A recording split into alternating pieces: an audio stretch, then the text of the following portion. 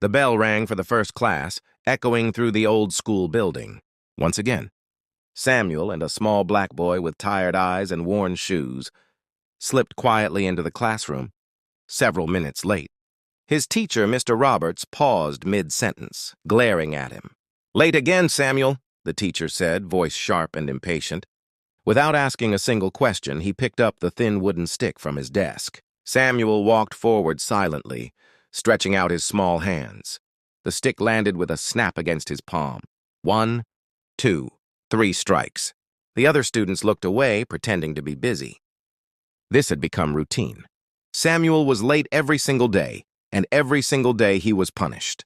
Mr. Roberts never asked why. He didn't care to know. In truth, he disliked Samuel, not just for the lateness, but because of his dark skin. Prejudice had planted silent bitterness in the teacher's heart, and the boy felt it in every glance. Yet Samuel never spoke back. He would quietly take his seat, eyes lowered, hiding the truth behind his silence. Samuel's mornings were never like the other children's. Before sunrise, he would hear a faint knock on his small house's wooden door. It was Mr. Thompson, his elderly neighbor whose legs no longer worked.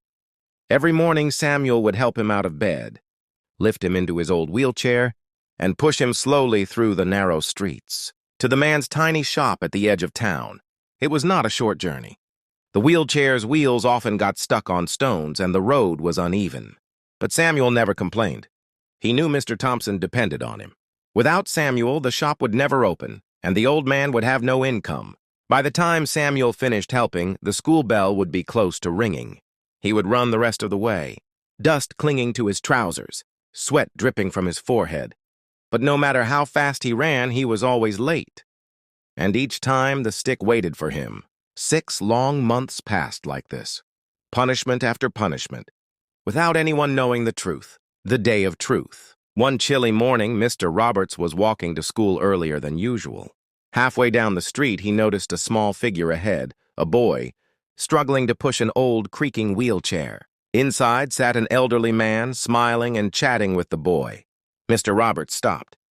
His breath caught in his throat. It was Samuel. The boy was pushing with all his strength, his thin arms trembling, but his face was determined. Mr. Roberts followed silently, watching every step. He saw Samuel drop the man at the shop, adjust his blanket, wave goodbye, and then sprint toward the school. By the time Samuel entered the classroom panting, he saw Mr. Roberts waiting. Samuel, out of habit, stepped forward and held out his hands for punishment. But this time the teacher's eyes were different. They were filled with sorrow and shame. He dropped the stick. Slowly he stepped forward and wrapped his arms around the boy.